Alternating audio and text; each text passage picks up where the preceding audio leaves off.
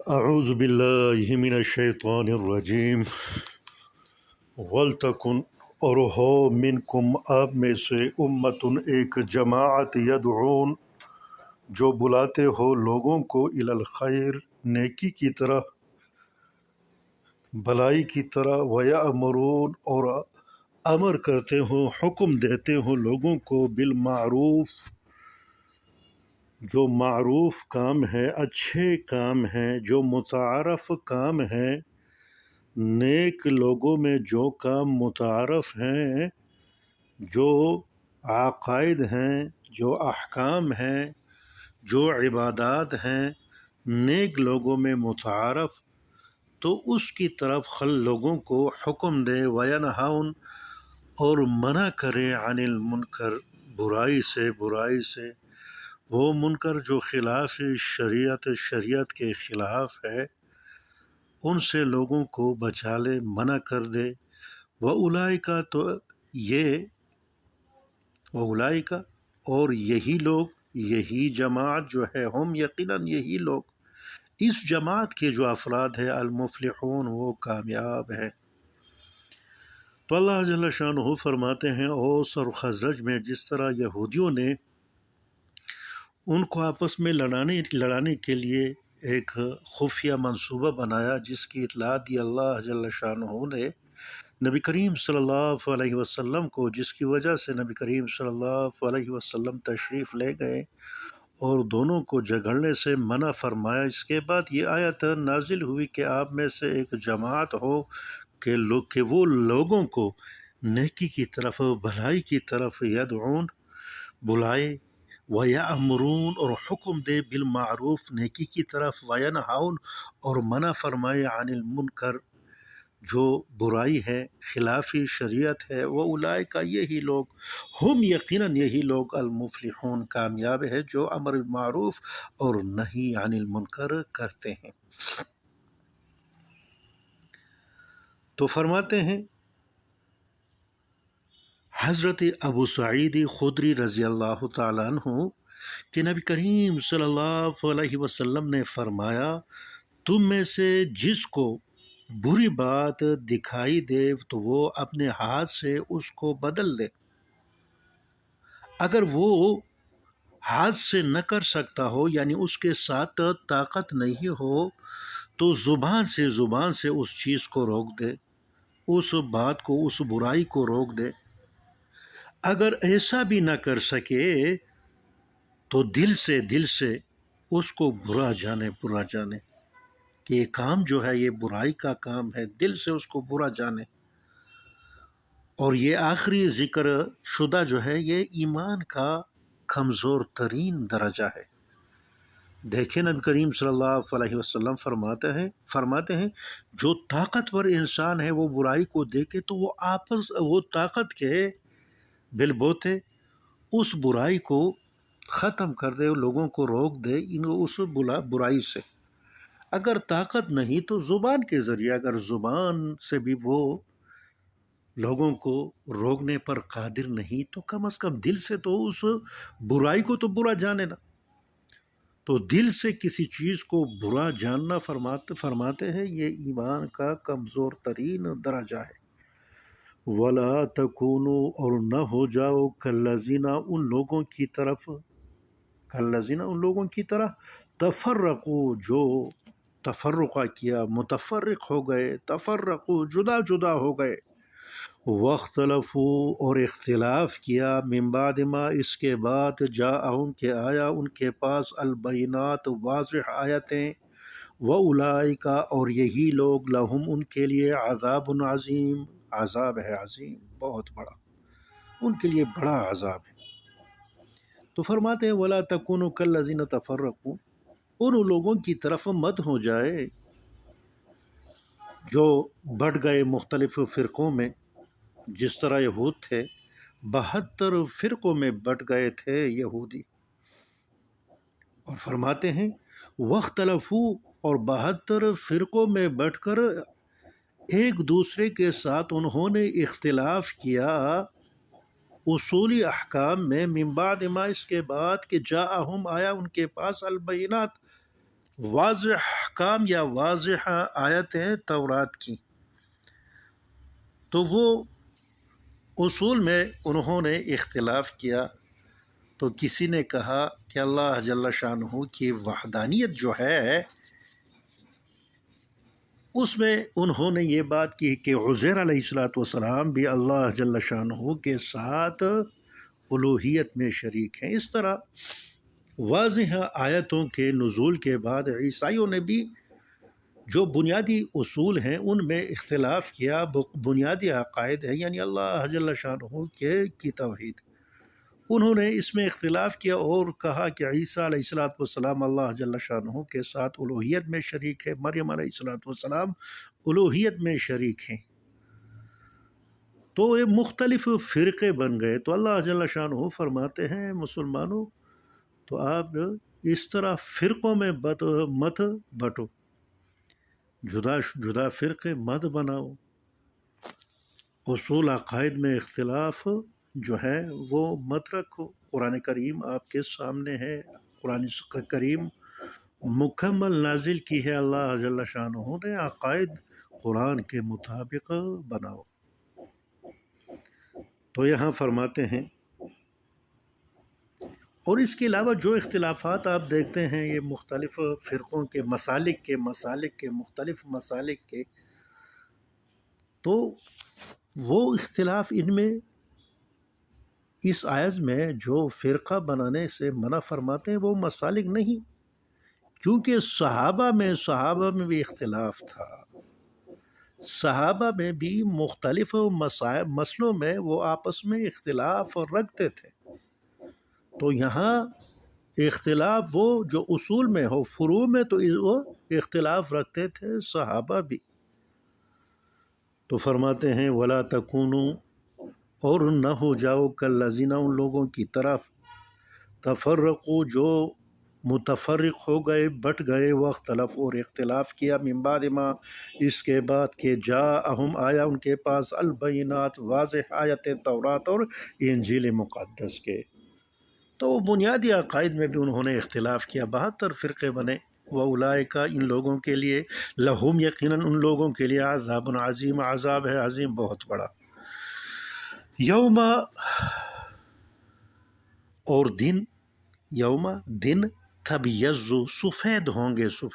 گے وجوہ، بعض چہرے، وتسود، اور سیاہ ہوں گے وجوہ، بعض چہرے، یعنی جس دن بہت سے منہ سفید ہوں گے اور بہت سے چہرے سیاہ ہوں گے، تو اللہ جل شانہ ان سے پوچھے گا اکفرتم، آیا آپ نے انکار کیا، آپ کافر ہو گئے، بعد ایمانکم، پس آپ کے ایمان کے، یعنی پس آپ کے ایمان لانے کے بعد، اکفرتم، آپ کافر ہو گئے، فذوقوا، پس آپ چکھ لے، فذوقوا اے مرتدین، آپ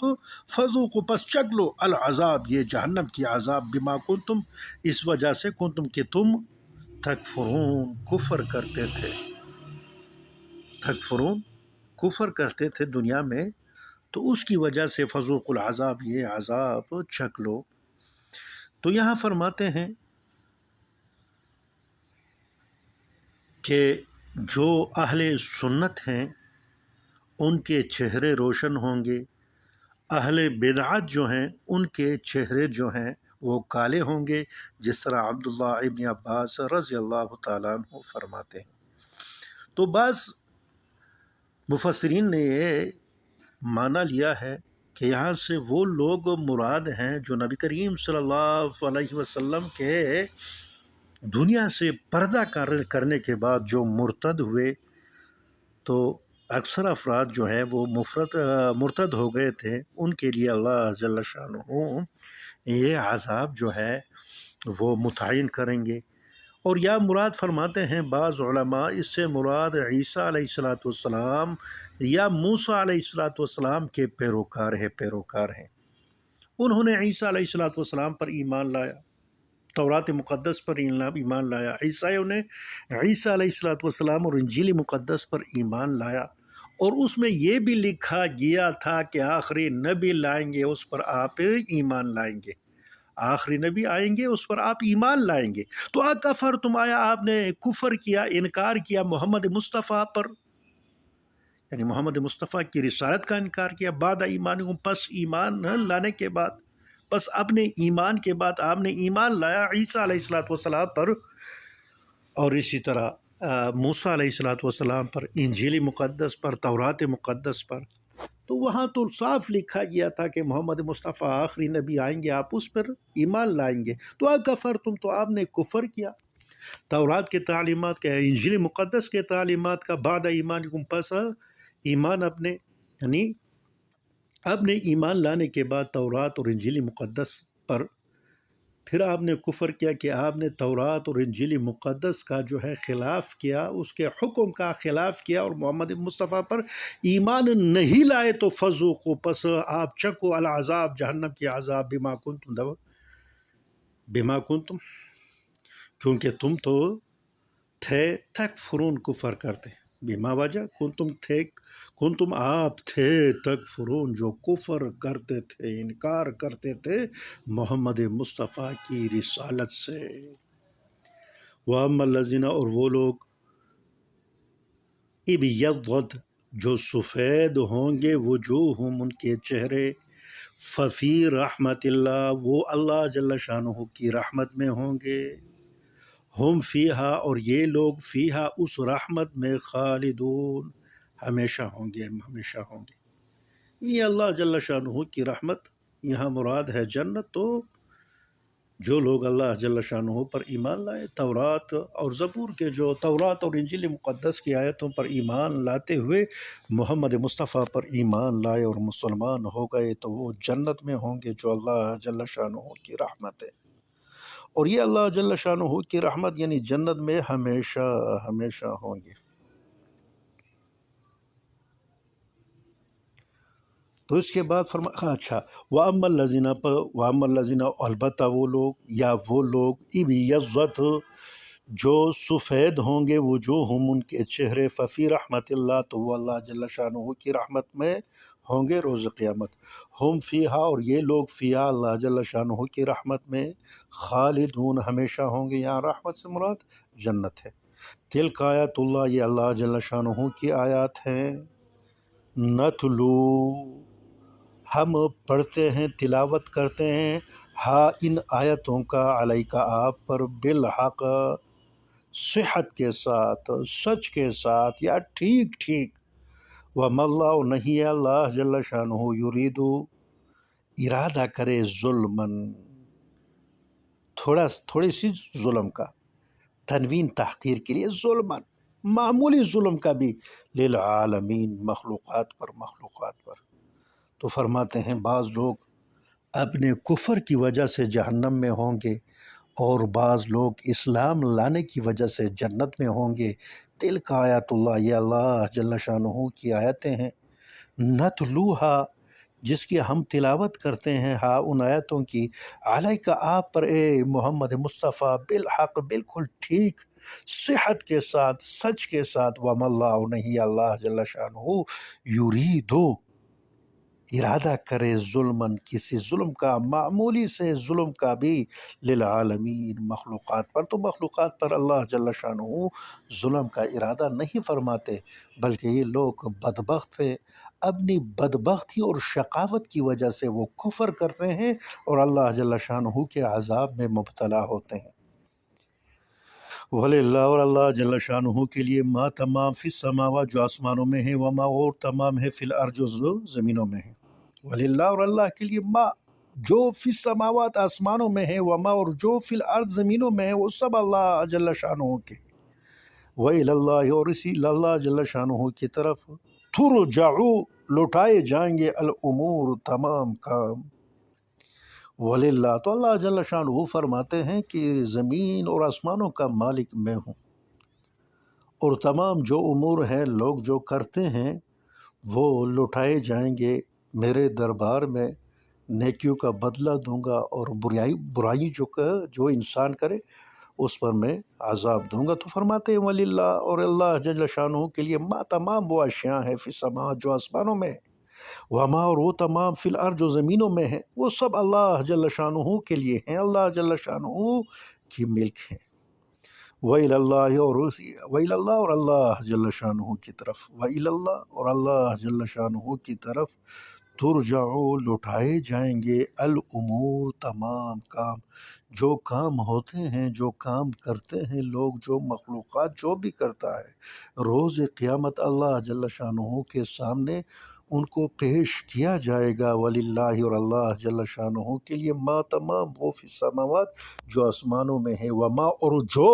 فی الارض زمینوں میں ہے، تمام اللہ جل شانہ کے لیے ہے۔ وہ خالق ہے، اللہ جل شانہ مالک ہے ان تمام اشیاء کا۔ وَإِلَى اللَّهِ اور اللہ جل شانہ کی طرف ترجع الامور تمام کام جو ہیں ان کو لوٹایا جائے گا، ترجع لوٹایا جائے گا الامور تمام کاموں کا اللہ جل شانہ کے سامنے پیش کیا جائے گا۔ تو اے مشرکین مکہ، آپ بعض